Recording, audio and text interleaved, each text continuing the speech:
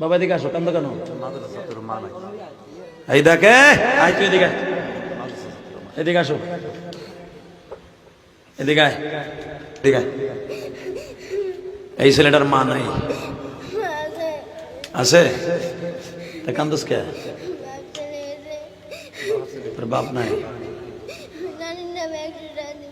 100 টাকা তুই খাই, আমি নিলাম, তোর আবার দিয়ে দিলাম।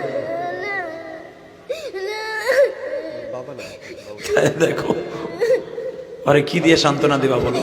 ও 100 টাকা লয়েছে, 100 টাকা আমার কাছে 1000 কোটি টাকা। তুই বাবা খাইস, তোর এটা দিলাম। পৃথিবীর কোন দান কবুল না হইলে ওর দান আজকে কবুল।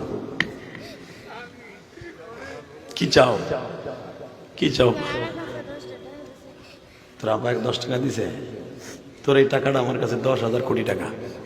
আল্লাহ তুমি ওরে বরে আলম বানাও, আল্লাহ ওর বাবাকে মাফ করে দিও, ওর মাকে মাফ করে দিও।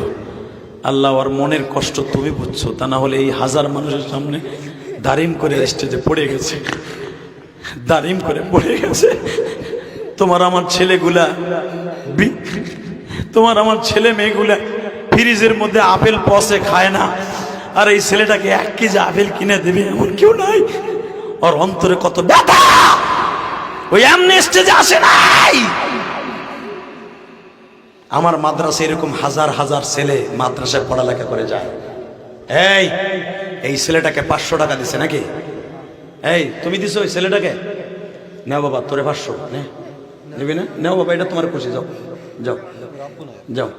তোর আব্বার যেন আল্লাহ মাফ করে দেয়, জোর করে আমিন। এই ছেলেটাকে যেন আল্লাহ বড় আলেম বানায় দেয়, জোর করে আমিন। আর এক ভাই আমার মসজিদে 500, আর এক ভাই 500।